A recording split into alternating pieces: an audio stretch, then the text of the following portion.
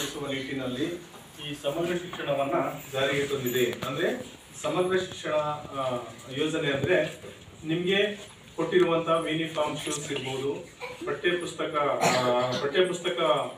ಕೊಟ್ಟಿರೋದಿರ್ಬೋದು, ಹಾಗೆ ನಿಮ್ಮ ಶಾಲೆಗೆ ಬಂದಂತ ಅನುದಾನಕ್ಕೆ ಸಂಬಂಧಪಟ್ಟಂತೆ STMC ಸಭೆಗಳನ್ನ ಮಾಡಿ ಮೊತ್ತವನ್ನ ಖರ್ಚು ಮಾಡಿದಾರ.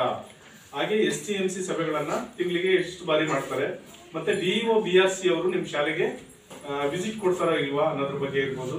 ಹಾಗೆ ಅನುಪಯುಕ್ತ ಸಾಮಗ್ರಿಗಳ ನಿರ್ವಹಣಾ ವಹಿ ಇರ್ಬೋದು, ಇದು ಕ್ಯಾಶ್ ಬುಕ್, ಪಾಸ್ ಬುಕ್, ಇದು ಸಂಬಂಧಪಟ್ಟ ಎಲ್ಲ ಬಿಲ್ಸ್ ವೋಚರ್ಸ್ ಗಳನ್ನ ನಾವು 4 ದಿನಗಳಿಂದ ಪರಿಶೀಲನೆ ಮಾಡಿ, ಜೊತೆಗೆ ಮಕ್ಕಳ ಒಂದು ಪ್ರಶ್ನಾವಳಿ, ಪೋಷಕರ ಒಂದು ಪ್ರಶ್ನಾವಳಿ, ಹಾಗೆ ಸಹ ಶಿಕ್ಷಕರು ಮತ್ತೆ ಈ ಶಾಲೆಯ HM ಸರ್ ಅವರ ಪ್ರಶ್ನಾವಳಿ ಇರ್ಬೋದು, ಹೀಗೆ 3 ದಿನಗಳಿಂದ ಪರಿಶೀಲನೆ ಮಾಡಿ ಈ ಕೊನೆಯ ದಿನದಲ್ಲಿ ನಿಮ್ಮ ಪಾರದರ್ಶಕವಾಗಿ ಪೋಷಕರು, ಮಕ್ಕಳು ಮತ್ತೆ ನಮ್ಮ ಶಿಕ್ಷಕರು ಮತ್ತೆ ಇದರ ಅಧ್ಯಕ್ಷತೆಯನ್ನು ವಹಿಸಿರುವಂತಹ ನಮ್ಮ ಪಶುಸಂಗೋಪನಾ ಇಲಾಖೆಯ ಧನ್ಯವಾದ.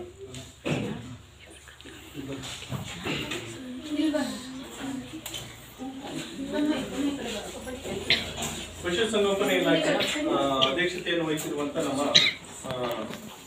ಪಶುಸಂಗೋಪನಾ ಇಲಾಖೆಯ ಸಹಾಯಕ ನಿರ್ದೇಶಕರು ಅವರು ಈ ಸಭೆಗೆ ಆಗಮಿಸಬೇಕಾಯಿತು. ಅವ್ರ ಪರವಾಗಿ ಅವರ ಇಲಾಖೆಯಿಂದ ಬಂದಿರುವಂತ ನಮ್ಮ ವರಹಾ ಮೇಡಮ್ ಅವರೇ, ಹಾಗೂ ಈ ಸಭೆಯ ಅಲ್ಲಿ ಇರುವಂತ ನಮ್ಮ STMC ಅಧ್ಯಕ್ಷರೇ ಮತ್ತೆ ಉಪಾಧ್ಯಕ್ಷರೇ, ಪಂಚಾಯಿತಿಯ ಒಂದು ಕಾರ್ಯದರ್ಶಿ ಸರ್ ಅವರೇ, ಮತ್ತೆ ಈ ಶಾಲೆಯ HM ಸರ್ ಅವರೇ, ಮತ್ತೆ ಸಹ ಶಿಕ್ಷಕರೇ, ಮತ್ತೆ ಪೋಷಕರೇ, ಮಕ್ಕಳೇ, ನಿಮ್ಗೆಲ್ಲರಿಗೂ ಕೂಡ ನನ್ನ ನಮಸ್ಕಾರಗಳು. ಹಾಗೆ ನಿಮ್ಮಲ್ಲಿ ಏನೇನೆಲ್ಲ ಪ್ರಶ್ನೆಗಳಿವೆಲ್ಲ ನೋಡಿದ್ದಾರೆ ನಮ್ಮವರು. ಹಾಗೆ ನಿಮ್ಮ ಪೋಷಕರ ಮನೆ ಭೇಟಿ ಸಂದರ್ಭದಲ್ಲಿ ಪೋಷಕರು ಕೆಲವು ಸಮಯದಲ್ಲಿ ಅವರ ಕೆಲಸಕ್ಕೆ ಹೋಗಿರ್ತಾರೆ. ಆಗ ಕೆಲವು ಪೋಷಕರನ್ನ ವಿಚಾರಣೆ ಮಾಡೋದಕ್ಕೆ ಆಗಿರುವುದಿಲ್ಲ.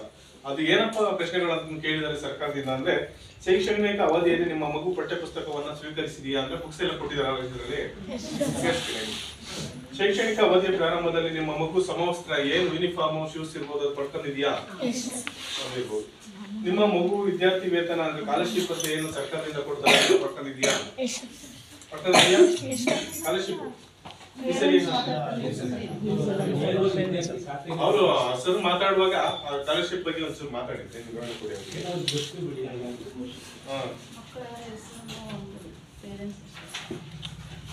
ಮಗು ಸಾರಿಗೆ ಭತ್ಯೆ ಅಂದ್ರೆ ದೂರದಿಂದ ಬರೋ ಮಕ್ಕಳಿದ್ರೆ ಅವ್ರಿಗೆ ಸಾರಿಗೆ ಭತ್ಯೆ ಅಂತ ಸರ್ಕಾರ ಕೊಡುತ್ತೆ, ಅದಿರ್ಬೋದು. ಅದನ್ನ ಪಡ್ಕೊಂಡಿದ್ರೆ ಅದನ್ನು ಕೂಡ ಹೇಳಿ. ಇಲ್ಲಿ ಶಾಲೆಯಲ್ಲಿ ನಿಮ್ಮ ಮಗುವಿನ ಪ್ರಗತಿಯಿಂದ ನೀವು ತೃಪ್ತರಾಗಿದ್ದೀರಾ ಅಂದ್ರೆ ನಿಮ್ಮ ಶಾಲೆಯಲ್ಲಿ ನಿಮ್ಮ ಮಗು